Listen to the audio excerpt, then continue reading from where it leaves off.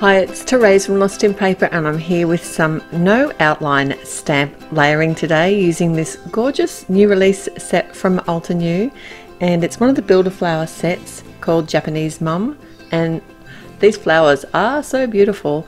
And what I love about them is, and a lot of their layering flowers, is that they have an outline often included in the layering. So to me that just gives me so many more options, because I love to colour, but sometimes I don't have the time to colour, or I just want a different look, and that way I can do the stamp layering or the colouring, or I can actually do what I'm doing today and actually do the stamp layering without the outline image. So what I do is I kind of look at the flower itself. This flower looks fairly complex, but it comes with the layering guide on the pack. So what I've done is I've chosen because I would normally start with stamping the outline layer. So what I've done instead is I've chosen the most solid layer of stamp, and I'm using my MISTI because that just makes this technique so forgiving.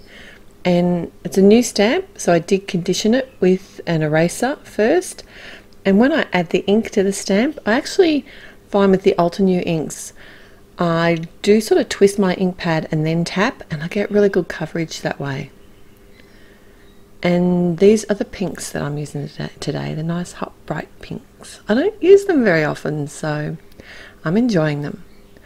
So what I'm doing here now is I'm actually checking the packaging against the next image to make sure that I've got the flower facing the correct way. Because I haven't got the outline stamped, I think it makes it a little more difficult. But if you take your time and really sort of focus on where the image is going to be, I found once I got it sort of set up, I didn't have to, it was actually quite easy.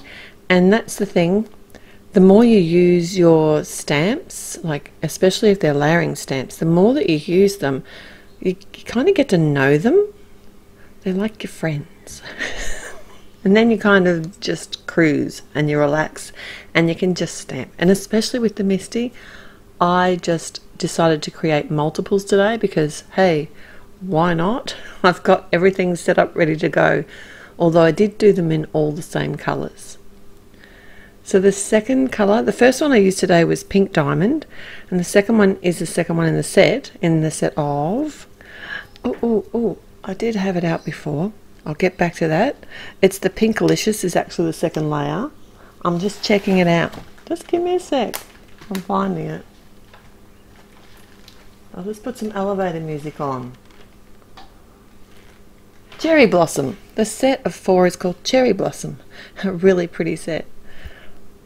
And instead of using the third colour, because like I said, I'm not actually using all 4 layers on this flower, I have decided to go for the darkest colour today for the final layer, which is the Razzleberry.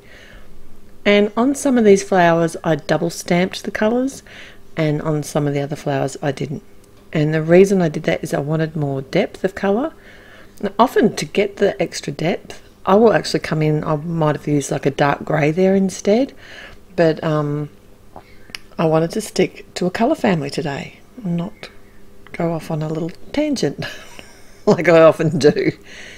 My leaves, I've got the new Green Valley set of inks, really pretty. Can't say enough good things about these inks. They're almost like the lime greeny family, like the tropical green, but they're not. Does that make sense?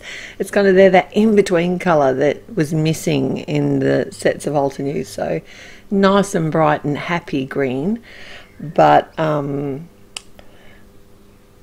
has still got, it goes really well with the muted colours as well. And of course, being a Builder Flower set, it has coordinating dies. So I just simply die cut all my flowers and leaves, and I won't make you sit through all that. And I did actually have extra today, so if you head to my blog, you'll be able to see the other card that I made with the extras, and the link will be in the description below.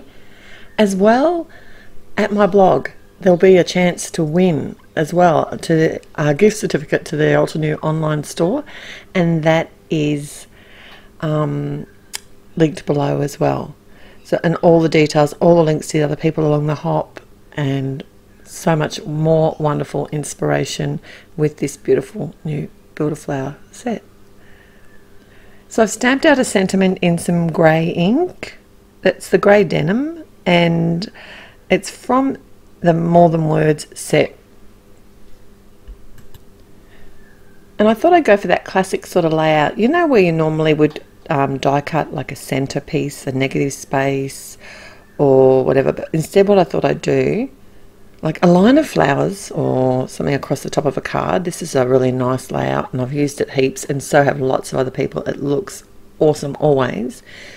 But instead of sort of die cutting a negative space, I thought I'd just pop the sentiment straight over top. So to sort of achieve that, all I did was attach my flowers directly to the card front. I did cover my card front with some really pretty design paper from the Celebrations paper pack, and kept it really simple. Otherwise, all I had to do was pop up my sentiment. Everything I used today will be listed at my blog. I am so happy that you came to visit me. If you like this video, please like it. If you haven't already, I would love it if you would subscribe to my channel, and I'll be back again real soon with some more cards. I look forward to seeing you then. Till then, happy paper crafting. Bye.